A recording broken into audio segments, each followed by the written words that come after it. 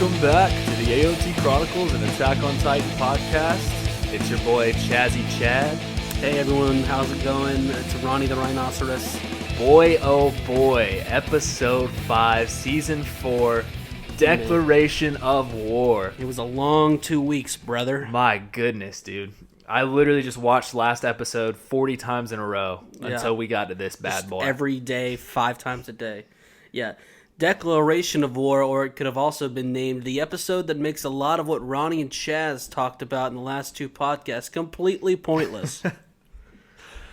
I think that was like a subtitle, how they did in season 1. Yeah, they're pretty much like, if you mentioned Helos more than one time, you're just a dumbass. Talking to me. No, but what'd you think? It was worth the wait. It was definitely worth the wait. It was very intense, for sure. Very intense. I love the ending. Was not what I was expecting, but in a very good way. Nope. Yes, I said that this is kind of... I think a lot of people were very hyped up, thinking some major action was going to go down this episode. I was in the mindset that we were going to get an episode like this, where it was going to be super intense, just the action hadn't started, and it looks like next week. Who even knows what we're going to be in store for? My God, yeah. I mean, just the ending of this was just fucking mind-blowing. Yeah, and for sure. I can't wait, dude. It's going to be a long week. My thoughts mainly were just, I felt like I couldn't breathe this entire episode. The music kept me on like high alert at all times, to the point that I had no bearing of time. Like, the ball dropped at the end, but at that point, I wasn't sure if I had been watching for 5 minutes, 24 minutes, or 40 minutes. Yes. I just didn't know. Aaron's ominous voice, his tone of his voice just creeps me out. I don't know what it is, but... Oh, I've gone all in on Aaron. I'm officially growing my hair out to Aaron's length. I'm going for this look. Hopefully it's ready around Halloween. I'm going to have the best Aaron cosplay. You know why you're doing it? Aaron Kruger cosplay ever. You know why? Why? Because you were born into this world. Wow. It didn't take long for us to get there. Well, let's just get right into this. This shit was a banger. I looked over, and I think you had a little wet spot on your pants. You said you spilled some water, but I don't believe it. Oh, there were a few times where I definitely spilt some water, and you didn't believe it. Yeah, at one point your face looked like Reiner's face, which I was very concerned about you. There were some lines in this episode where you just let out an audible moan. It was just kind of like and that was it. You didn't really have anything to say. It was just... Yeah, that's how I was anytime Peak talked. I was just like, oh. Yeah, Peak's on some next level stuff this episode. I'll go ahead and say that. She hit me a different way tonight, and I don't know why. All right, well, we're going to start this off with a little flashback to Bert, Annie, and Reiner inside the walls, or right outside the walls, they're inside the walls, yeah. And this is them talking about, specifically Bert talking about the man who hung himself, and, he keeps saying that he dreams about him and wonders why he did that. Yeah, so there were a couple things already. First of all, the disclaimer of graphic content. Oh, yeah, we got to get into that. It's never done that before, right? I don't know if this is because we're watching it like every time we've watched it before. It was kind of, I don't know. What do you... I think that as soon as we saw this, I knew there was going to be some bloody moments. And there were, but we've seen worse. We have. Sure. I don't know if it's preparing us for next episode, but I have a bad feeling that there's just going to be... I don't know if it was the whole Aaron's leg growing back later on. That was kind of graphic, but I don't know. Or the leg of a specific someone at the very end of the episode. I know, but I don't know. And for what has to be the first time ever, Chatty Bert is going to get this episode started. He's the first one to talk. I love seeing this guy. He was one of my favorite characters in the first 3 seasons. He was always so exciting. But yeah, he talks about, dreaming about the man who hung himself, and Reiner's just like, look, we can't do anything about it, just forget it. And Annie says, I bet he wanted someone to forgive him. And Bert says, I think he wanted to be judged by someone.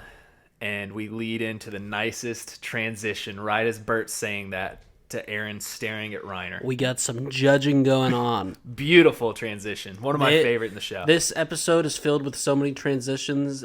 Most of them in my summary, and my head is going to explode. So just stay tuned for that. Yeah. And boom, we go right into the opening. Before the opening is when Reiner says, Aaron, right? Oh, sorry. Because I had to laugh You're at this right, part because it was...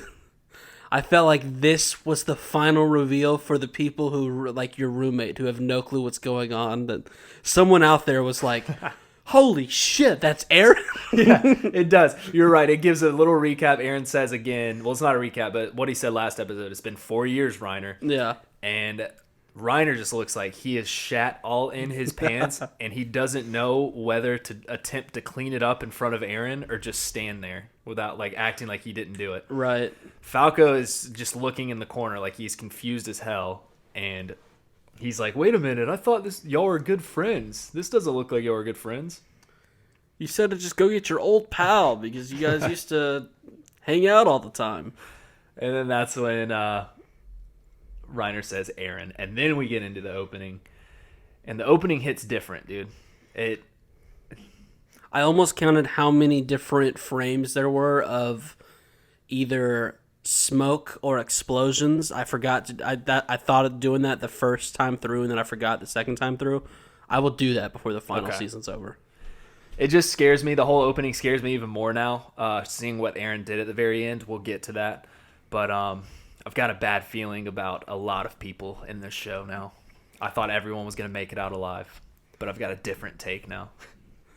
Hey, we'll see. So, we get Willie. He's backstage getting ready for his play. Bold choice, Willie. Going with the light blue outfit for the show. Yep. Willie the Wonka. He should have went with purple. I think I've told you that before. Purple just hits different. Because he's Willie the Wonka. I see the joke you're going for there. The light blue really brings out his eyes and his golden locks. Not a whole lot of people could pull that off. Willie could. Okay. And we get Madame Azumabitio. Oh, Madame Azumababido. Of course. Yes. You know who this is? This lady the same lady that Udo spilled wine on? I don't think so. Okay. And I could be wrong. It could be, but for some reason I didn't. I felt like I would remember that person, and I also felt like she had a name too that wasn't. Now I really hate that you asked that question because now I don't know. I'm sorry. You don't know, and no one knows. We'll go back to that last episode. I believe that it is the same lady. I'm probably wrong, but yeah, she comes up and she's like, "I just wanted to see your cute face, Willie." Madame Kimono was the person that Udo spilled wine over, so not Kiyomi. Unless I mistype my notes. So I do not think it is the same person. Okay. But you know how you can tell she's important? Because she's Asian. Okay, no. She has 2 guards wearing fedoras walking with her. That's why. That's how you know. That is a way better answer than mine. Yeah. You're totally right, Ronnie. That's the one time I'll ever say that you're right. But yes, she tells Willie that her clan knows how brave he is, and I don't know if she's just saying he's brave because she knows the lowdown and actually knows the truth that Willie's about to say, or what do you think about that? This to me was definitely, maybe something else when I get to it will refresh my memory, but as of right now, I'll say this was the most confusing part of the episode to me. I don't know what this woman is. At first I thought, okay, is she the one who is like the poster child for the Marleyan government, but it's actually Willie and the Tybers that control everything? She's just checking in. I don't know. I don't think that's what she is, because if you're like the official person, I don't think that you have 2 secret spies and fedoras walking around with you. And here's the thing, too, though, that's kind of confusing. I know Mikasa, her dad was an Ackerman and her mom was Oriental. Mm-hmm. I don't know if this kind of tribe, they showed light on it last episode with Udo. I don't know if they're trying to imply like these people might be important, like they're Mikasa's, other ancestry. I don't know if they're somewhat how important in this. I mean, they've got to be because they mentioned them twice now. But it could be also where Mikasa's mom was from. Maybe. But yeah, so Willie thanks her and calls her Lady Kiyomi. We go back to Aaron, and he tells Reiner to sit down. Things are about to get interesting. We gotta have a talk. He mentions that they have great seats down in this basement because you can hear everything on stage, and it's right behind the stage. Yeah, they're sitting underneath a building, and above them is all housing filled with kids, parents, Grandparents. Old people, puppies, other lovely things. But I'm sure none of that will have anything to do with anything. They just want to enjoy a good show, so let's enjoy a good show. And he forgot to mention they're completely innocent people. I think, very innocent and very awesome people right above them. Super nice people. Yeah. Hope nothing ever happens to them. It'd be a shame if anything happened to him. Falco then asks him if his hand is okay, and then Aaron opens up his hand, and there's just a massive cut on it. Just a little bit of an accident. Just a little slice. Nothing. Yeah, he tells him, he's like, it's just a little scratch. There's Come on, Falco. Little splinter on the hand, or the what is it called? The railing of the stairway coming down. Because he only had one leg, it was hard for him to get down. That's all. That's exactly right. Quit freaking out, Falco. Jeez. And then Aaron finally gets Reiner to sit down, and right as Falco starts to leave, he's like, no, Falco, you're staying right here. And Reiner says, just do whatever the man says. Yeah, he wants Falco to hear all this. And I think at this point, when Reiner tells Falco this, he realizes he might have done fucked up. Falco's like, well, this is a little bit more intense than I would have imagined. We then get a little snippet of Lady Kiyomi. Yeah, this is why it's even more weird here. Yeah, with her companions, the little fedora guys that you were talking about. Well, they're not little. Well, they're they're not little, but the fedoras are little. Yeah. We'll see how little they are when they bring out some extreme form of fighting you've never seen before, because they're fedoras, and I don't even know. Listen, samurais, because they are Asian. I'll tell you this right now. I don't think they are wearing sunglasses, but anytime I think of them, they're currently wearing sunglasses. And they're strapped up with a samurai sword. Even at nighttime. But it's sheathed underneath their suits. Yep. Because they're Asian. No, so this is really weird, but people are probably trying to figure this out. I'm going to tweet out another one of Ronnie's classic videos, and by classic, I mean I've done it one other time with the egghead. So you can follow us on Twitter at podcastchronic.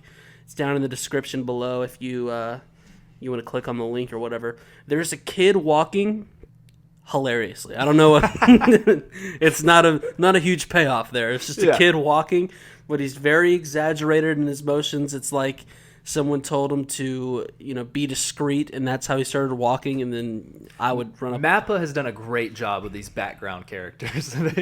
I love some of these background people we've seen. They're killing it. It's just one of those things that make me giggle, because I'm like, no one walks that way.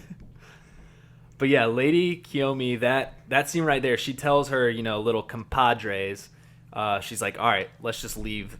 We can finally leave or whatever. And they completely leave the area, which makes me believe that she knows what's about to go down.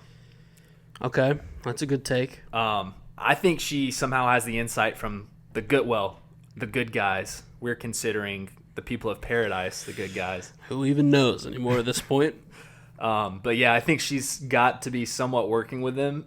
I don't know how she would know that what's about to go down otherwise. Yeah, I don't either. We'll see this lady again for sure, or else this was just the weirdest thing that's ever happened.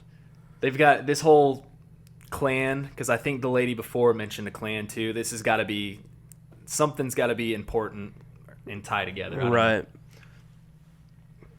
But next scene we got Reiner's mammy, that bitch of a mom. Her Reiner's drunk of a mom has stumbled her way to the show. Reminds me of my mom. Which, by the way, first of all, don't say that about your mom. That's really mean. Are you letting her use the oven again? Because I'm smelling something. Oh, God, no. Are you shit? Please tell me you did not take her off the fucking leash when you came in here. Listen, she said that you would allow her for 15 minutes to be off leash, so I let her in. It's 37 degrees outside, so I thought it would be okay. If the smoke alarm goes off, I'm going to beat some ass. I'm just saying. And you might be part of it. Right now it smells good, but we know how she deals with time. She might leave it in there a little bit too long. My little 5-year-old cousin is up there. He should be able to tame her for a little bit, at least. But yeah, we got Reiner's mammy. and she's having a little talk with Mr. Leonhardt. Okay, some little Annie history here. And they're in the honorary Marleyan section, which probably means jack shit. They just get to sit a little bit closer to the stage than everyone else. Right. And he, she's like, this is the first time I've talked to you since they've gone off, pretty much. And he mentions Hoover. Or at least, I think they said since Reiner came back. Okay, at least since Reiner came back. And then he mentions Hoover, Bertolt's dad, passed away, but was adamant about his son being a hero and sacrificing his life for Marley. Yeah, Mr. Burt is dead. What a shame. I would have paid good money to see where a character as electric as Burt came from. It makes me sad. You know what it made me think of, though? He said he died in a hospital bed. Yeah. That means Burt was probably trying to help his sick dad. Went off to war, and then his dad died anyways, so his sacrifice was for nothing. That's fucked up, dude. So you felt like they were saying that Bert's dad died while he was away? Yeah, or even now, but it makes me think, they kept saying he was in a hospital bed. It makes me think that he might have been sick this entire time, and that's the reason Bert went off. He's like, I'm going to be a hero for my sick dad. Then he just dies. Well, to be fair, Bert wasn't trying to get the new age medicine they have on Paradise. No. Well, I mean, because if he's an honorary Marleyan, he might get better medicine. He can get better medicine. Because think about it this way. Why else would Bert join? I feel like those kids have to have a reason, you know? I don't know. I feel like... Or unless he's just I feel like a lot of them don't have a choice. I feel like all Eldians are put through testing, and whoever does the best just gets put in this... You think they were just like higher IQs and stuff than the others? Yeah. Kind of like Annie. Her dad forced her to... They're just phenomenal at PE. Yeah. They're dodgeball. You always sucked at that, didn't you? Bert's got a fucking cannon. Not like Zeke's, but he's still got a cannon. How do you know that? I just can tell. He's got the build for a great dodgeball player. He's got not only a cannon, but he's the bomb, if you know what I mean. Magath and Porky are on top of a building playing scout team. They have the high ground and are just looking out over the area. Magath still can't believe, though, that they're using this internment zone to declare war. You missed such an important part. We had heard some mutterings. General Calvi came to the party. He's at the theater. Yes, this is right here. The candidates are mentioning that, right? Is that what you're talking about? Yeah. All right, just keep going. don't forget to mention there was one General more, Calvi. wasn't there? I think General Calvi was the only person. They were just saying all the high-ups of the Marleyan military had made all the high-ups are there, and they're like, we just can't believe that these Tybers have this much power, and they're Eldians just like us. What do you know? And then right as they're saying that, Willy the Wonka's one-man show starts beginning when a guard comes up to the candidates and says Magath has summoned them to follow him. This is a tall, lanky bastard. Peanut head. Yeah. You've kind of got a head like this. Well, not really. I've got a small mouth, is what people say, not a small head. Your mouth's so small because your peanut head is... big head, big brain. That's what I got. That's why we go to restaurants and like, well, we have this awesome double cheeseburger, and I say, sorry, he didn't like to talk about it, but he can actually only do the single cheeseburger. Can't really get his mouth around it. You're not wrong. And I've heard a lot of lads talk about how big your mouth is, and it's kind of sus. Well, so we go back to the basement where it is just an awkward showdown. And Reiner asks why and how. Yes, awkward showdown. Great way to say it. It's the most awkward silence ever. Yeah. Reiner then asks why and how Aaron came. And I'm thinking the same damn thing. How the fuck did he get over here? And Aaron just responds, same reason as you. And Reiner breaks down. I'm pretty sure Reiner screams out. He's like, ah! He has like an orgasm right here. And then he says, I had no other choice. I'm still just laughing. I wouldn't have been surprised if sparks started coming from Reiner's head. He was so broken. As if he's not broken enough. This poor lad, dude. Reiner losing his shit. Aaron tells him to listen to the play. He's like, listen, man. The play's starting. Can you please just shut up and I need to let's hear hear this. what's going on. Willie spent a lot of time on this. Let's listen to it. So Willie begins his play. He says, roughly 100 years ago, the Eldian Empire ruled the world with the power of the Titans. Great use of shadow puppets. Yes. I mean, I love how it's just him. He's the front man, and he's got his little shadows. It's like the Squidward talent show, SpongeBob. It's beautiful. SpongeBob Chronicles coming soon. He then says, from the founder Ymir until today, the Titans have robbed enough lives to eradicate humanity 3 times over. Wow, that's a lot of lives. Hey, 3 times is more than 2, which means it's a lot of lives. So just a beautiful, gorgeous play we got going on. Willie's talking about races being slaughtered with great bloody actors behind him. How wonderful were those people? Those people nailed it. Thought that they nailed it. I think they should deserve a round of applause. I didn't really see people in the crowd giving them, No, but very underrated because they had so much fake blood on them. That's not something like that was their moment. They were cast as bloody person number 1, bloody person number 2, and once you get all that fake blood on, you can't get that off, so that was their moment to shine, and they nailed it, I thought. Hot take. That wasn't actually fake blood. That was random Eldians that they just sliced. Wow. Willie sliced them up. That's why they had this entire thing in the internment zone, huh? Yes. For logistical reasons. Yep. Hot take. And just disgusting, though, if they really did have those dirty devil blood all over them, So maybe it was fake blood. I don't think they would allow that. But once they ran out of enemies, they started killing each other, Willie says. Right. The families holding the 8 Titan powers began to rule. So I'm assuming he's leaving out his own Titan power, or maybe the attack Titan. That's why he didn't say 9. What do you think? Yes. Okay. I think yes. I like that. You should just start saying yes to everything I you say. just liked, well, that would be really good podcasting, so I'm thinking about it. I thought it was really interesting the Eldian Empire started fighting each other. Had we heard of that before? That was Not really, no. It was always that they were just oppressing other races and... Yeah, I mean, the way that it's portrayed here is that they're literally just taking up arms against each other, so it's interesting stuff. He then talks about one Marleyan using the infighting to his advantage for victory. The man Helos. So I'm glad I covered Helos a lot last episode. He seems like a really important guy. Totally not fake. Definitely not fake. Yeah. He was a big deal. Yeah. And he'll go down in history. He's the kin to their saviors. It was at this point, Willie is the kin to our saviors, idiot. That's literally what the play is called. It's called Willie, kin to our saviors. So get it right. Did you not get the playbill? But no, I'm sure there's a reason for it. I'm just not cultured enough in theater to know. But the idea that Willie had all these people, rehearsing their parts, learning all of it, and then said, "Fantastic, now do it blindfolded," is really great. I totally missed that. I'm glad you mentioned it because I definitely remember it now. It reminded me of my mom. She's blindfolded a lot. Whoa. Okay. That don't know where you're going with that. So let's just completely keep moving. Okay. So were you ever in a play? I was. Yes. Now I don't think either one of us was in drama club or anything, but our little schools had little plays and stuff like that. Give me your biggest moment, your moment to shine. Wow. I've actually got a great story here. I'm so excited. Okay. I was in 2nd grade. Yep. Miss Reel's class. Okay. Shout out Miss Reels.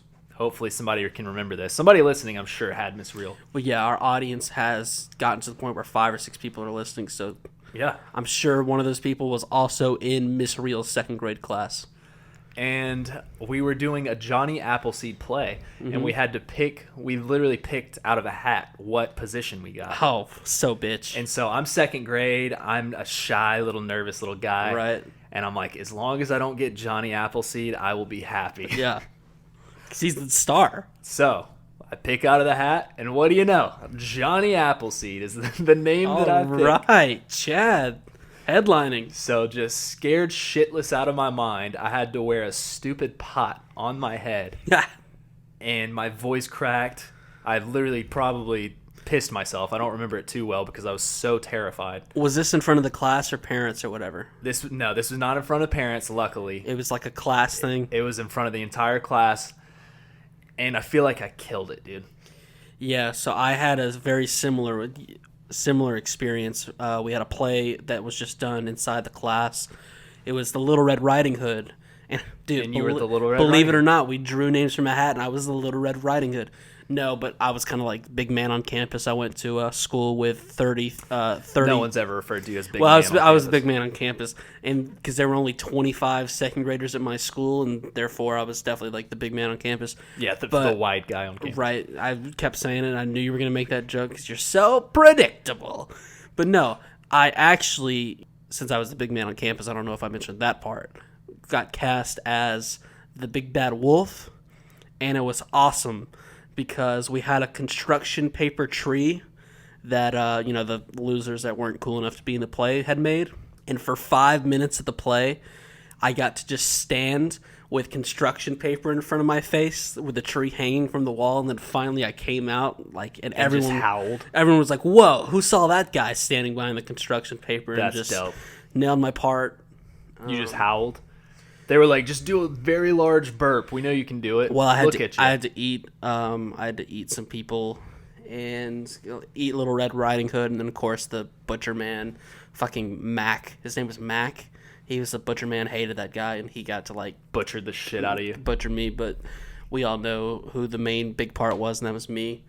But in all the other plays, like Willie, I was usually always the narrator because my teachers would be like, "Wow, you have such a way with words. There's only 20 students in this entire school. You're the only. Your reading skills are just off the charts. You're like, you speak the best out of anybody that gets off that short bus. So So here you go. Whoa! So they said you be the narrator. Oh, and also you should think about starting a podcast. And I was like, all right, we'll see what happens. Wow, dude. And little do you know, 20 years later, what happens? Look at me now. Look at Wow. me now. Hey, you know what? You should be like one of those athletes, and you should shame your old teachers for telling you to go to college and be smarter, because For you don't sure. even need it. Yeah, because I don't know if I've mentioned this yet. Look at me now. All right. Well, now that we got that out of the way, so we're going back to Helos, the totally not made up man, and thanks to him, he tricked Eldians to kill each other, and the Tybers joined hands with him to force the unbeatable King Fritz to flee and retreat to the island of Paradise. Then all the audience of the world leaders and everyone else, they're all captivated. They start clapping by Willie's play. They're like, wow, this story's so true. This story's great because it's true. This is the best nonfiction play ever. He then says that King Fritz fled to Paradise once he fled to Paradise, with millions of Titans. Okay, these are just god-awful notes. Did you hack my computer? You're nailing it, dude. You're nailing it. Okay, when he fled to Paradise, he used millions of Titans to potentially trample the world. Yep, that's the word. Trample Jesus the world. Christ, dude. Right. Okay, let's start this again. I'm gonna try it again, huh? When he fled to the island of Paradise, he threatened everyone else with millions of Titans that were going to trample the world if they ever intervened. And then he says it's a fluke that it hasn't happened already. So Marley sent 4 Titans there to retake the founding Titan. But the armored Titan was the only one to return, and the Eldian Empire is still alive and well. So don't worry, we've got our best 12-year-olds on the case. We go back to Aaron, and he asked Reiner if trying to save the world was the reason that he kicks down the walls. What do you think about that? Are you crying? I mean, Gee, you just pause, you're rubbing your eyes. all right, be honest, man. Did you get a little teary-eyed at all this episode? Are you already emotional? No, dude. I kind of did. I won't lie. I thought back to when they were little, just trainees. Little tykes. It made me sad, man. Look how far we've come. Hey, are you okay? The mysterious Marleyan guard then takes Peek and Porco. Isn't that his stupid? Which is his stupid name? It's Porco. Is it Porco? Yes. Porky. What is the name that they make fun of him with? Oh, Pock. Pock. Pock-goer. Yeah. Okay, Peak and Pock. That's what I meant to say. Which is a stupid. Like, Porco is already stupid enough. Why is Pock even more stupid? Well, I don't know why you felt like you had to flex your muscles and put Pock in your notes, because I'm pretty sure they call him Porco the whole episode. But well, it's just great podcasting. And they take them away while telling Zeke that he's been called to the gate. Oh. yes. What do you think about this right here? This goes all very interesting, because you've got your whole glove thing, then we get this line, and it made me think back to last episode when Falco, he runs up to Reiner, and Zeke speaks up and says, oh yeah, the play shouldn't start for a while, you definitely still have time to go with Falco. Yeah. Is Mr. Zeke a goody guy? Well, don't say that. You don't. Wait, do you call him Is Mr. Zeke a goody guy? Zeke? He's just so cool. It's Zeke. All right, so while Peak is being taken away, her face is so sleepy, and you can tell she just wants to go back to her house, like you said, through her magical bead door. Yep. And water her 2,000 plants while smoking the fattest doobie of all time. Yep. She's gonna, walk through the hanging beads, light some incense, and just have a. I will give anyone hell of a here night. $10,000 if Peak is not a major stoner. Mm-hmm. Anyone. I would also love to smoke a fat one with her and then Whoa. do some other things. Whoa. Okay, then she says she's seen this guard before. Jesus Christ. This little tall, lanky bastard. This guard that's taking him off. This guy's so tall. He insists though that he's just been called out over here from a different zone and he doesn't want any chit chat with Eldians. And she goes, "Well, I do fancy your beard." Do you? Is this beard real though? Hey, are you sure you do? And More on this beard later. This is when this tall, lanky guy, Ronnie, pointed something out to me that I missed. He believes that it is. Do you want to go into it now or later? Armin Arlert. Armin Arlert. At first I thought Connie, because I was trying to think of who has such a small head. And then they were so tall, but we'll get more into it later. But I've decided And Armin. then the whole beard thing. There's no way my little cute Armin has a beard. But Peak sees the Panzer unit, is what she calls them. Yeah, the Panzer unit, which is the team that wasn't quite good enough to be Warriors. And like you said, I think they're actually Marlians because they don't have armbands. But these guys rip. These guys are awesome. These Marlians ride her Titan form, and you can tell that they wish she was an Eldian so they could also ride her human form. I missed that line, but you're not wrong. So, I mean... And I must say, if I were one of these guys and I was on top of Peak all day, man, what lucky bastards. Did you see that one hunk of dick in the back with the red bandana around his neck? Yeah. Or like a scar. Anyone instantly becomes hotter if you wear a red bandana around your neck. It's just what happens. Or a scarf. I don't really know what it is. Mikasa. Yes, hers is kind of burgundy, but sure, it works for me. Now listen. I'm listening. There's another tweet going up sometime this week of one of these guys, because he also has a great facial expression. I'm so intrigued by all the background characters. They're great. Yeah. Mappa's done a wonderful job of this. At Podcast Chronic. Twitter.com. We go to Magath, who wants everything suspicious reported to him, even if it's barely anything. He doesn't care what it is. If it's someone picking their nose suspiciously, report it to him now. He's got a few teams out there snooping around. And someone's like, well, sir, this is a pretty small thing, so I'm not sure if it falls under the umbrella you've laid out just now. But all of the Warriors are no longer sitting in their seats, but we probably shouldn't worry about that, though, right? That's probably not what you were talking about. Yeah, Mysterious Guard then leads Porco and Peak into a room where he then cuts a rope that ends up being a trap, and they fall through the floor. It's just like a Scooby-Doo episode, and they fall all the way down in what is like an enclosed whale.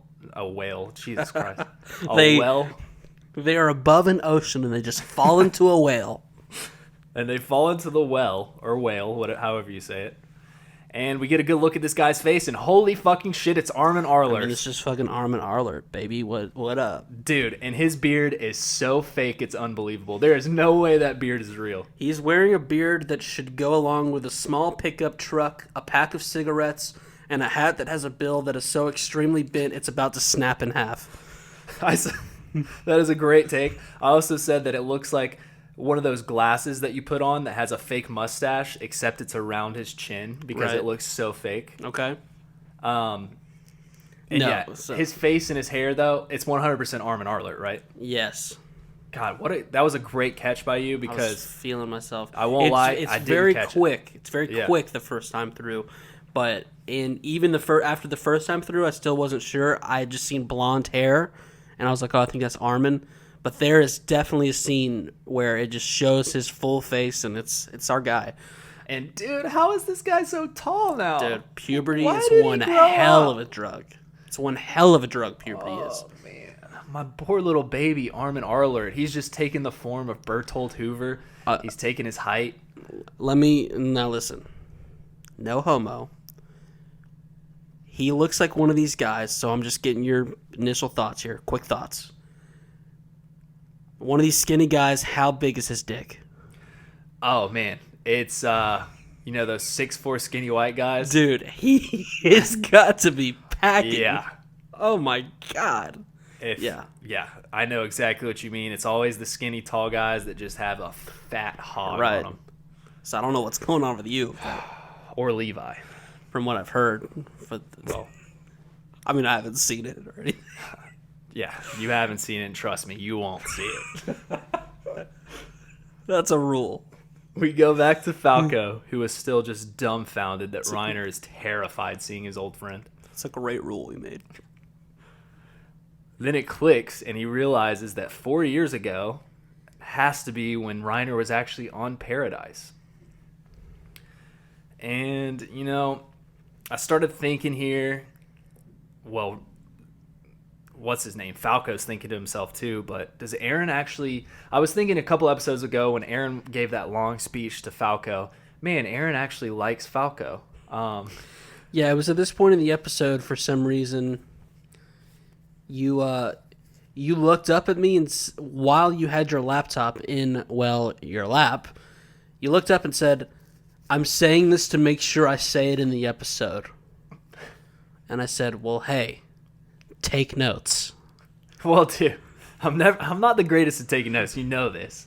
I'm not a great typer. I've always been a pencil and paper type guy, but you've shamed me so long on this podcast. Mm-hmm. We had all these people email me in. Yeah, no one emailed anything.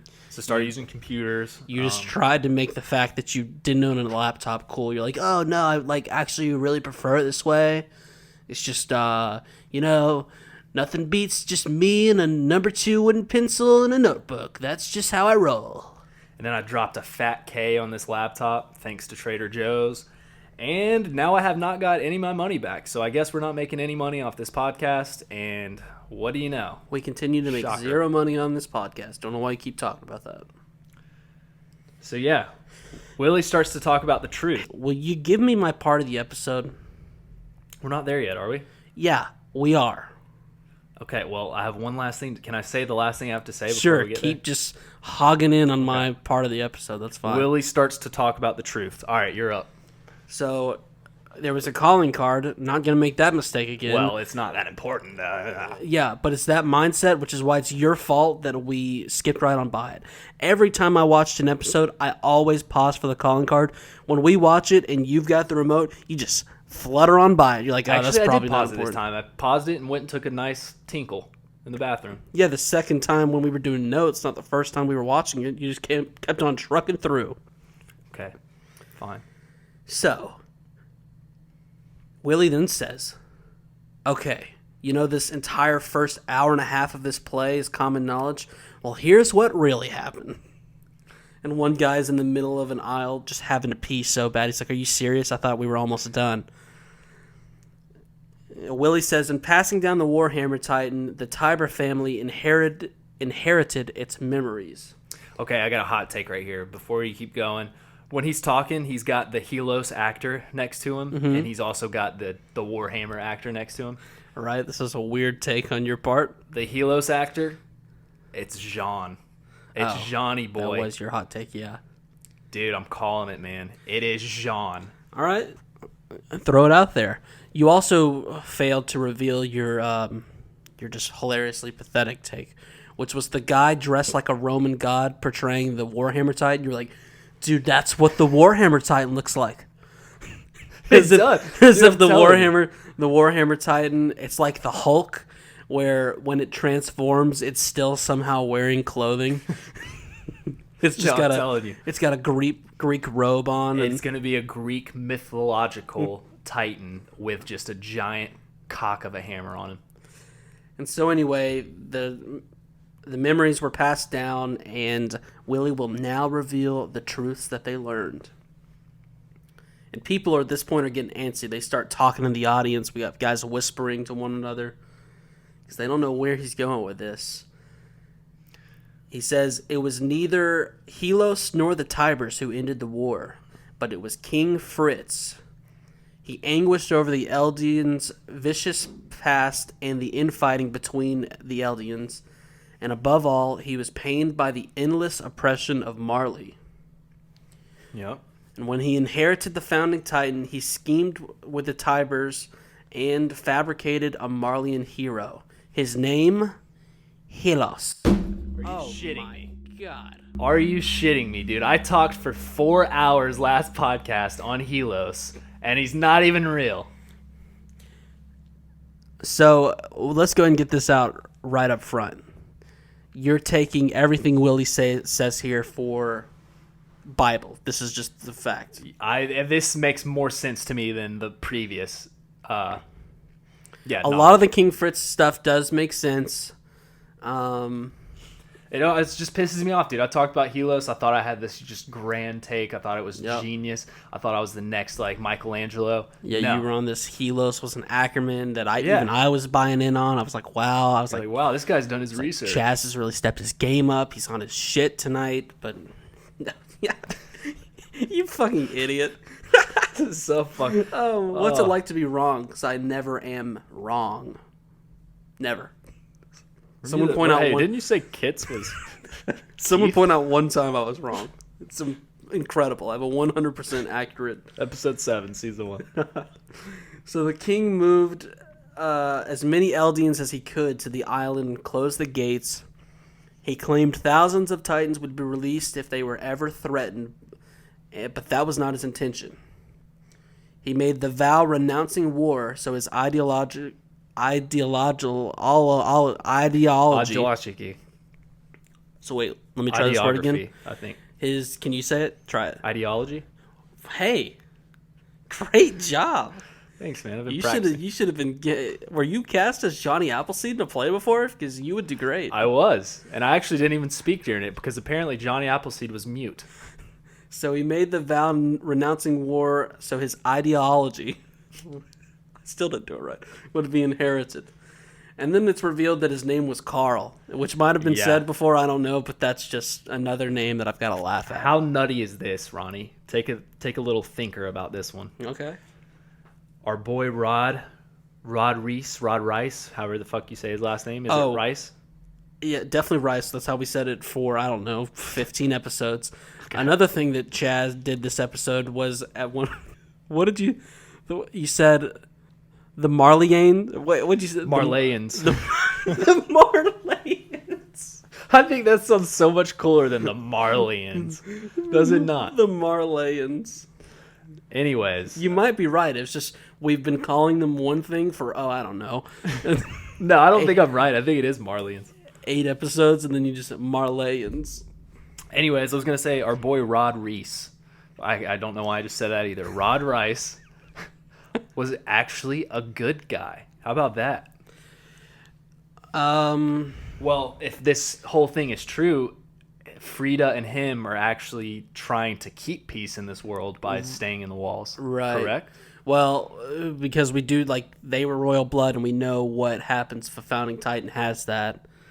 That by King Fritz takes over The ideology. The ideology. The ideology, yes, exactly. Okay. It's a hard word. Everyone try it. But yeah, Carl Fritz, peace was all that guy wanted because his name was Carl, so of course he wanted peace. He didn't want to fight nobody with a name like Carl.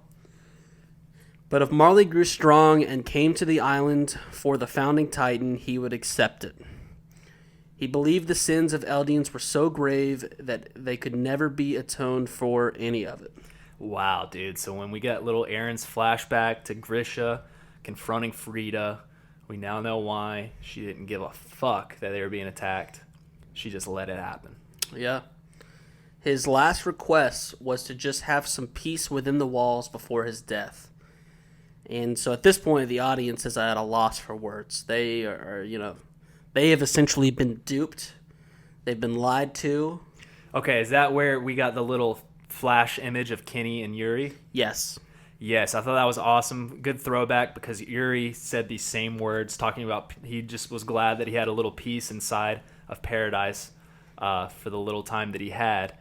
And he said the not so in the distant future, the world will crumble. Does that mean that he could foresee all of this happening, or he just guessed? Can he actually see into the future?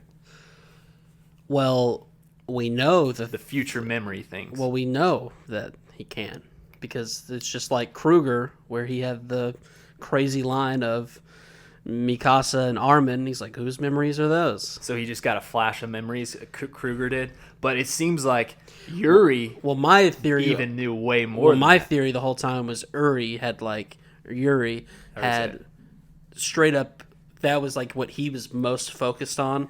I think just as far as the power of the Titan goes, he just seemed like he sunk into that shit. Okay, and going back to this, it's terrifying now, the way Eren has been acting.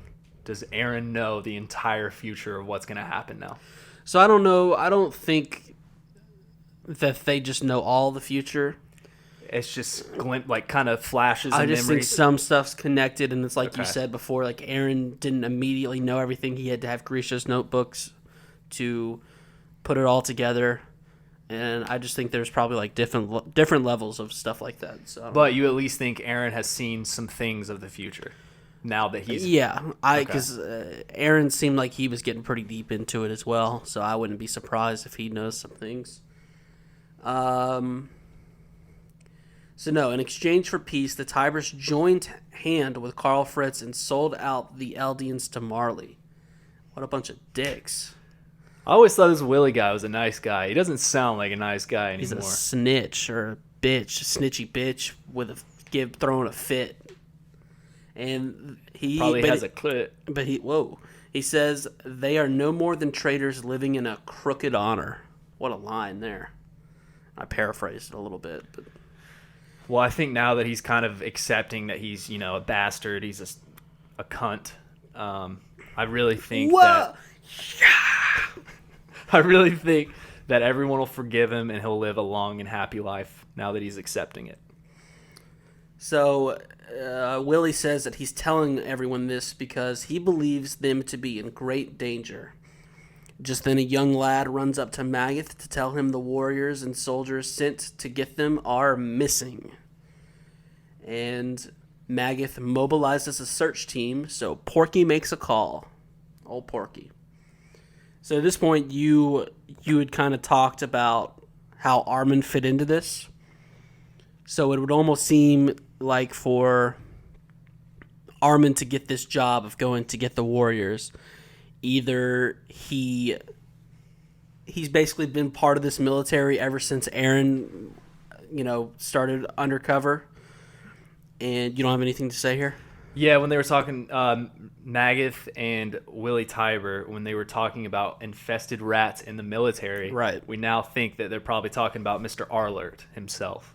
Which I don't know how they would have known that a couple of people in the military are, going against them. That's still to be foreseen. All right, and to be clear, if that's what we think, they think that there might be some of that going on, but they wouldn't have known who, because if that's the case, how on earth did they let Armin be the one that does this extremely important job? Yeah, that tall, lanky bastard with the fakest beard I've ever seen. I really hope that Armin's really not that tall and he's got some stilts on or something, because I just can't see my little baby being that tall. And another reason that kind of went along with why you thought this was because Magatha says, "Has it begun?" Question mark. Yeah. So we cut over to Porco and Peak, who are in this pit to restrain warriors. It's too cramped for one to transform without squishing the other, and even if they Porco's arm is transform, they just- make it seem like, oh yeah, just there's a few bones broken in there, so it starts. You know what it looks like? steaming up. It looks like my arm in 4th grade basketball game. Got tripped up. A guy fell on me, and my arm looked exactly like his arm. Only difference, it wasn't steaming and regenerating Right. itself. Yeah. That you were the Unfortunately. first friend I knew that had a bone broken, so I came over, and you were hitting yourself with a wooden spoon, and I remember driving home and asking my mom, I said, why didn't he hit himself with a spoon? And they explained it was to, like, itch. Oh, yeah. Itch the inside, and I was like, whoa. Yeah. Dude, funny, cool story, actually. I had to play Where's Waldo in the hospital, okay? Yeah. So they didn't put me out to put my arm back into place or whatever. So they basically put a tourniquet around my arm Right. and cut off the blood flow while Yeah. they put numbing stuff in it. And this lady with a Where's Waldo book to my left kept telling me to search for Waldo and don't look to my right, whatever I do. Right. You know what that's called? What's that called? It's called the bitch book. It is definitely the bitch book. And I was such a monster of a kid in 4th grade that I looked over to the right while I could hear my bones snapping back into place and watch them put it back into place. It was epic. And that's why you should probably be put down because there's no way you're not a psychopath. So, another line that Porco said while he's at the bottom of this pit, which was, I thought, very funny. He said, why'd that scrawny soldier even do it? Talking about Armin. Because he's so scrawny. Why is he so skinny and so tall? Why? I'm not over him being that tall, dude. I'm about to quit watching the show. Very off-putting. And if that beard is real, which there's no way it is. There's no way. Holy shit. So, yeah, they are essentially... So you had a problem with this, with them down here All in right, the pit. yeah. Well, it's not really a problem. It's more I'm just confused. No, you about said this you whole fucking thing. hated the show and because you had this problem. I did not so say that, Ronnie. Don't put words into my mouth. I do not like when you do that. I said that. You said you were quitting the podcast because this just didn't make sense to you, so you were going to quit the podcast. Well, I'm going to quit the podcast if you keep saying bullshit like that. How about that? But I was saying that if Porco and Peak can't turn in the well, we're going to call it a well. I don't give a fuck what you call it, okay? We're calling it a well. Hey, it's a classic well inside the building. In season 1, I was watching with my dummy roommate and his girlfriend last night, the episode where Aaron is training. So you've seen that episode 49 times? Well, I think this was the 48th, but yeah, all right. 49 tomorrow. And Aaron tries to transform in the well. He can't, but they're saying for him to do it in there so he'll be cramped and he won't go rabbit or whatever. 49 tomorrow because you got to watch it again because you're taking notes for the podcast that you're doing with your roommate also on Attack on Titan. Check out the R-Word Chronicles. It'll be up tomorrow. But then, yeah, so Aaron can't. They were putting him in the well for that reason. But as we see at the end of this episode, it kind of defies the logic because Aaron is in a basement and we know what happens there. But it might be different. I don't know. Yeah, the only thing I could think of would be that it... Because it's technically not like a well where you're enclosed all around. Right, they're essentially like... If it is a well, I don't know how deep down they are because they were like in a building that dropped out. They would essentially be like buried underground with like dirt and then these cement or stone bricks. Yeah. Whereas Aaron's just going through like wooden... That's true, yeah. beams and stuff like that. But Peak says again, she's already said this, that she thinks she has seen them before. And you were talking about, she saw Armin on Paradise. Yeah, because initially this kind of ruined or made you not a believer in my Armin theory because you're like, she never really saw Armin. Because Armin was burned to a crisp, and he never had direct contact with the Cart Titan, a.k.a. Peak. It was only like Jean, Hanji, Connie. But now thinking back on it, I think even Erwin says a line about how they had like a spy, like Yeah. they already knew that so who knows where the card side was. But, looking at she him, could have been far away. I don't know how she would have directly known him. But like you said, it could be that she's seen him in the military just a couple of months ago or something like that. Yeah, maybe. So, back at Willie's show, notice how the actors around him have essentially stopped. I don't think they choreographed this part, but there is music. They start playing some intense horns. And he says to himself that this is his atonement. Fritz erected 3 walls formed by tens of millions of colossals, which, Whoa. like, Whoa. we kind of knew how the walls were, and we knew how big those titans must have been, the way that it was structured. Tens of millions is a big number, Chad. Yeah, I think he said earlier on in the first portion of the show, which was a complete lie, that it was like hundreds of thousands. Now it's tens of millions. So I don't know if he's got a flair for the dramatic, because tens of millions of colossals seems almost impossible, but then you think about how long the walls are, maybe a million is what I was thinking. Tens of millions. I feel like Willie's just a very dramatic character.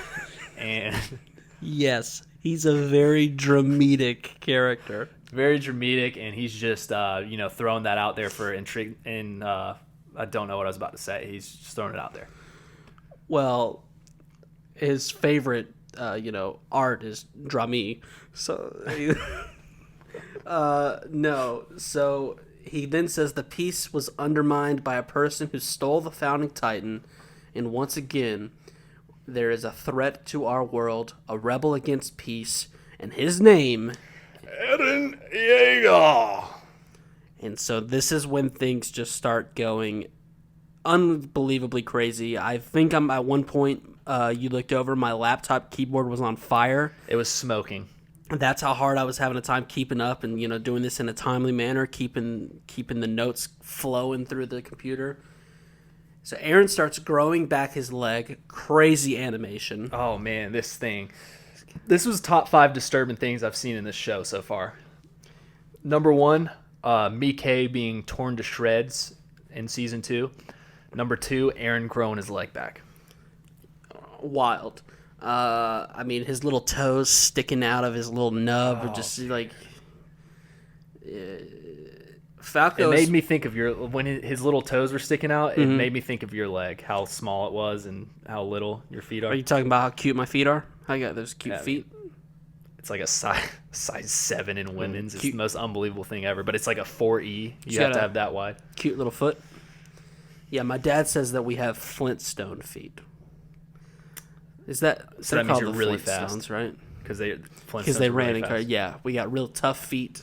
And you're really fast. So yes, Falco is mad because Eren tricked him. Eren says, "Sorry, I needed your help." Doesn't seem like he's too sorry. Nah. Falco then thinks back to the letters that he was been sending for Eren, and Eren says they weren't for his family, but for his comrades. And if Reiner wasn't worried enough, he certainly is slightly more concerned now. He's like, wait a minute, Falco, you sent letters from this guy? You fucking idiot. You 12-year-old douchebag. So the threat of Paradise is a rumbling of titans, is how Willie says it. And I like it. I like that a lot. Rumbling. The rumbling. And Willie knows that Eren may begin this rumbling at any time. Dude, for one, looking at how Eren is now and then him saying that absolutely terrified me. I completely forgot the whole threat going on, and then the fact that Eren has the power to do that is not something to look forward to at all. Yeah, well, let's get through this summary, and then we've just got some talks to have here. All civilizations would be trampled, so that's not great. Eren says it's like Willie's... Eren says something about his Willie? Okay, here, it was confusing, because... Eren says, "Hey, Reiner, it's like Willie says, I'm the bad guy. I might just destroy the world." Whoa. But to Eren, they were the bad guys too. He reflects, he talks about how he watched his mom get eaten. He asks, "Why, Reiner? Why was my mom eaten by a titan?" And Reiner said, because I broke the wall to sneak in and see how the king would react. Aaron asked what the mission was, and Reiner says to retake the Founding Titan and save the world. And this is just great right here. Is this where Aaron finally smiles for the first time this season? There was one part where he finally smiled. Well, yeah, it probably is this part Okay. because Aaron says, I see. If it was to save the world, you didn't have much choice. Sassy Aaron. Yeah. Very sassy. Reiner says, back then, Aaron told him, I'll make you guys suffer and die in the worst way possible. And Aaron says he vaguely remembers that.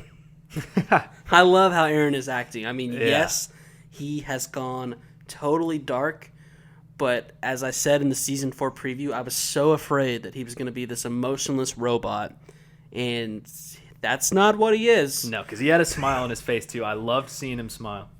It's not what he is at all. He saw everyone on the other side of the sea as his enemies, but then he crossed the sea. He slept under the same roof, ate the same food, and Aaron sees that he's just like Reiner. He says, sure, there's jerks here, but good people too. He looks at Falco and says, it's the same way across the sea.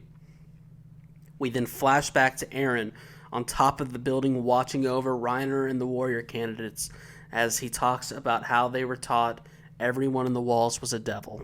This was the part that I halfway nailed. Brag. You were children who knew nothing, but it was drilled into you. What could you do, right, Reiner? Hasn't that been eating away at you? And Reiner says, no, I've actually been in a great place mentally. Been doing quite swell. I've really been, honestly haven't thought about it once since I've been back. I've just really been chilling out. No, Reiner says Aaron is wrong as he does a very aggressive kneel in front of Aaron. This is... Oh, man, this is just brutal. This is bitch made right here, but... This is final stand. He tells him that after Marcel was eaten, Bert and Annie wanted to turn around and go home, but Reiner made them go on with the mission because he wanted to be a hero. He wanted people's respect. Oh, this makes me so sad for That the guy. is so sad. So sad. Fuck. He takes the blame for Aaron's mom being eaten. We cut back to Willie. Willie says he was cursed with his Eldian blood, and more than anyone, he wished the Eldians were wiped out. We cut back to Aaron and Reiner. Yep. Reiner says, I'm sick of this. Of myself. Just kill me. And in another great transition, Willie says, but I do not wish to die. And then this is Aaron smiling right here. Okay, I messed this up. This is where Aaron smiles. So yes, the transition to Aaron saying to Willie saying I do not wish to die was just gorgeous. I thought that was a great transition. Reiner says, just kill me, but I do not wish to die. Awesome.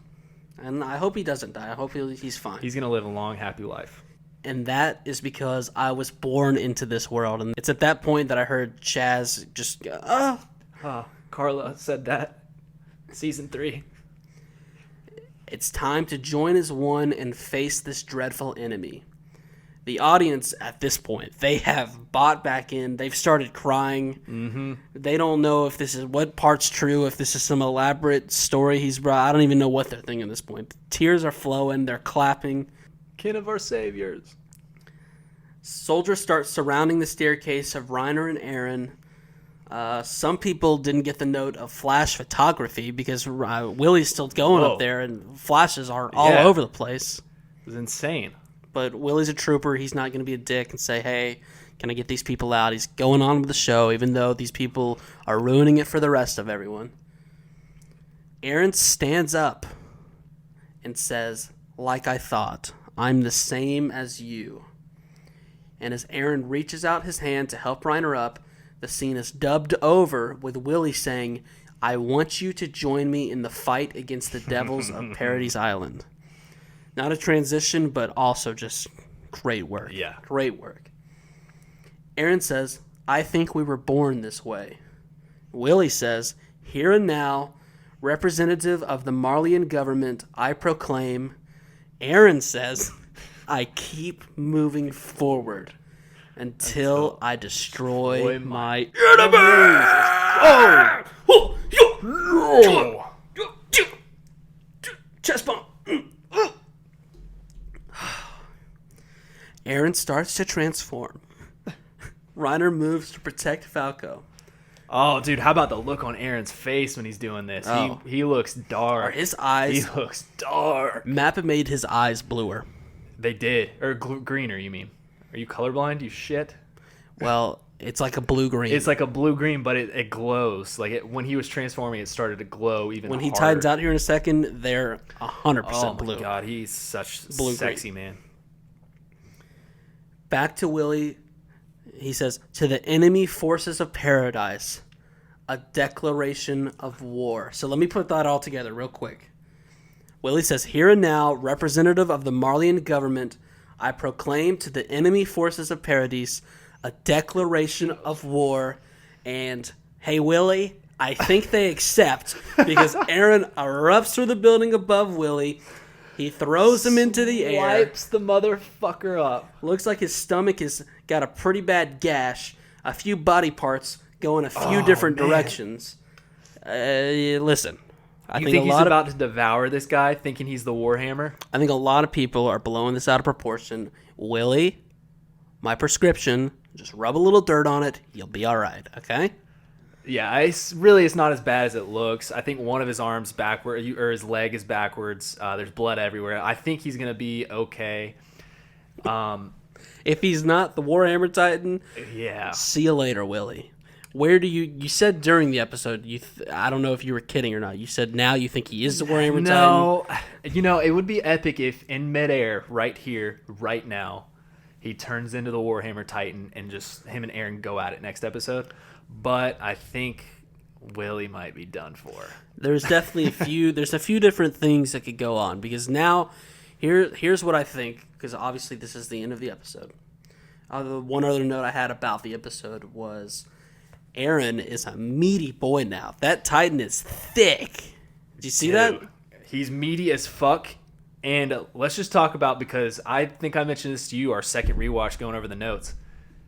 I didn't realize, I was so focused on him killing Willie's stupid, sorry sack of shit ass right in that moment that I forgot that all of those innocent people were right above him. Yes. My God, dude. He just killed probably hundreds of innocent people.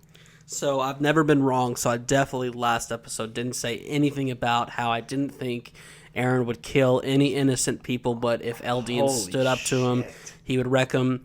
But he definitely wouldn't kill any innocent people. I didn't say that, so therefore I've still always been right, because there were so many innocent Eldians just... Oh my God, dude. It's like the first people he went for were the fucking innocent people. I mean...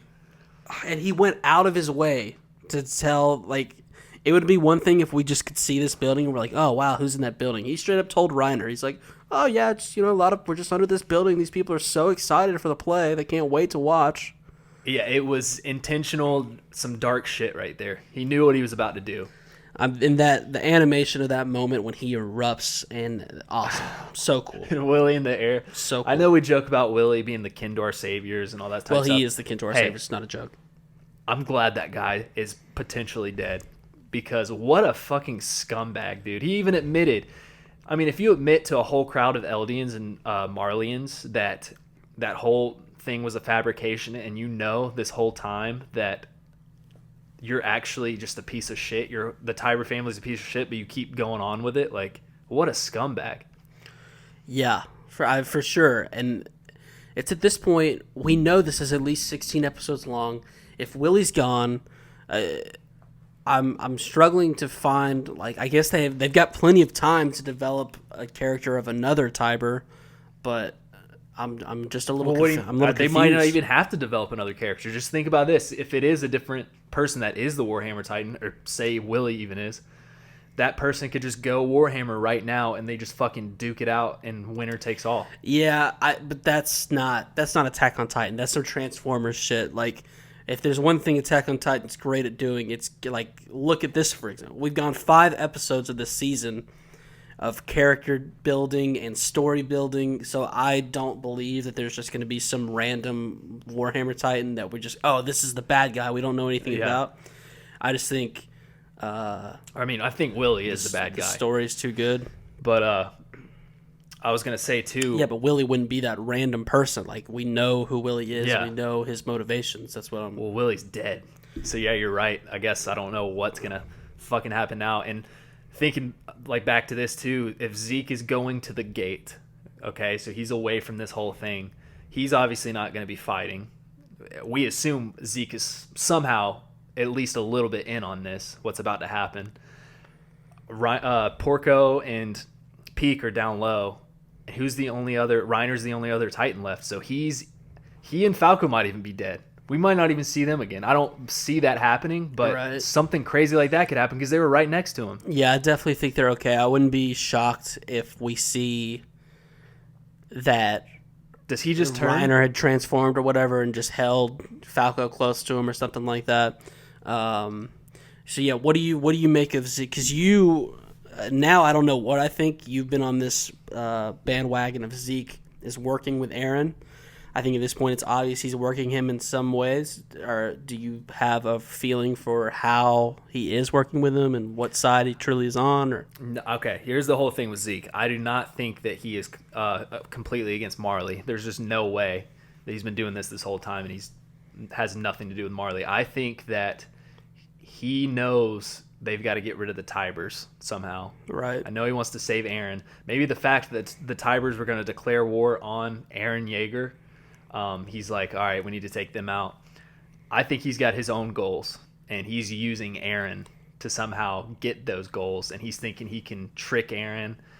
It's going to be super deep because there's no way Levi is just going to see Zeke and be like, oh, hey, buddy, how you doing? Like, there's no way. And here's the thing about Zeke. I do believe that he knows more about the Tybers than maybe even the Tybers think he knows about them. And I could see... The reason I guess I don't think Willie would be the Warhammer Titan is I feel like Zeke has... He might not know who it is, but he knows maybe Zeke's not it. Because... Zeke knows that Willie's not it? Is that what you're saying? Right. Okay. Is what I would say. Because here's the thing. If there was the slightest chance that Willie was the Warhammer Titan, sure, Eren wrecked him, but he still did not wreck him in the way that you should wreck a person if you suspect them of being one of the 9 Titans. Well, dude, hot take. What if Eren has his mouth open and he's trying to eat Willie in this moment to steal Willie's powers, thinking that Willie is that Titan? Maybe he is. I felt like that last scene, I felt like he was throwing him up, just like in the air. Yeah, he's doing like what I do sometimes. I throw like a Skittle in the air and I catch it in my mouth. Catch it. I guess he could be doing that. You're right. I did have one more take, though. When Willie said Eren Yeager to the crowd, was no one like, wait a minute, is that guy related to Zeke on Paradise Island? Yeager? What? Yeah. That's true. They might have been thinking that. They didn't really show, but I wonder if anybody's like, how the fuck is someone related to Zeke? No, that's a good point. And what does that mean for Magath? They're trying to round up all these warriors. Is he not like, wait, where's Zeke? Yeah. I'm sure Magath is kind of caught on by now at this point. So what do you think, man? Do you think... I mean, you straight up mentioned you're like, Armin's here. Is he going to straight up nuke this entire place? Oh my God. I can't see Armin doing it. I know Eren, he's kind of gone off the wazoo, it seems like, and he's killing innocent people, but can you see Armin just nuking innocent people? I don't see it. I'm just at such a loss. At this point, I have no clue how you get 11 more episodes out of this. I just don't even know. Like, how is this settled in a way where the two sides go, one side goes on the other, and then we reset? And then if you think about this as well, though, a lot of our people that are emailing us are saying that it should be way more than 16 episodes and that it potentially is going to be. So think about it that way. We think it can't even last 16. They're saying it should last like 20 to 30. Right. So I don't know where you go. I know the whole Marley fight, that's obviously going to happen. It's happening right now. Maybe the whole world gets involved and they got to fight them too, and that's how it lasts longer. I don't know. It just, from a logistical standpoint, it doesn't seem like Zeke. I think the most likely thing to happen is what you said, that Zeke knew that they needed to get the Tybers out of power, and it needed to be back in Marleyan's actual hands, because if Aaron has the founding Titan, the Attack Titan, we have the Colossal Titan, we've got the female Titan somewhere, and then the Beast Titan teams up. Like, it's not even like, what are we doing at this point? Yeah. Like, so I don't know how it works out. It's gonna be crazy, man, because you got to imagine that. You got to imagine the whole. We're in the internment zone still, so the whole military. I mean, we've got like top generals and stuff, but there's obviously more soldiers. A lot of like you said though, a lot of the soldiers that are used are Eldians, right? So this is a perfect attack if you really think about it. They have no weapons. They're all in one spot. I mean, yeah. Porco and Pete can't fight. Zeke is out of the picture. I mean, Marley is fucked right now. Man, and I don't know. And then there's no way though that if Willie is dead right here, somebody else is the Warhammer Titan. There's no way that they're gonna allow this Titan to be hyped up and then never fight. No. Yeah. Fuck. Oh, just such an epic episode. Very epic. Who knows what we're in store for next time? At this point, it's so crazy. It could be a classic TV trope of we go into next episode and it's an entire flashback episode. I hope not. I hope it's just chaos. We'll see. You got anything else? I really hope to see my girl Hanji next episode. Her just sexy one-eyed ass just comes swooping out of nowhere and just starts fucking shit up. I want to see her, man. I miss her. I want to write her a poem. Did you just orgasm right in the middle of that? I miss her. No, I was just thinking about her a lot. Just been thinking. I miss her. All right. Well, if you could stop doing that, get a little weird, go clean yourself up. We'll see you guys next week. Thanks to all the people who've been writing in. We had some new listeners that sent us some emails. Shout out to Carson, and then we don't know his name. His profile is just a guy who makes videos. That's the name, but he's been trooping hard. He's commenting on the YouTube videos. Respect for watching them all on YouTube, man. We put a lot of hard work into that. Even if you don't listen on YouTube, everyone congratulate Chaz. He officially got all of our episodes up on YouTube. It was a mission that he has completed, and we'll talk with you next time. Email us at thepodcastchronicles@gmail.com. Follow us on Twitter at podcastchronic, and we'll talk with you next week. Love you guys. How is it that your voice cracks at the end of every... It's like you're getting so emotional that we have to say bye. Dude. And Hanji, and I just miss her, dude. I just miss her so much. Ronnie saying peace. Peace.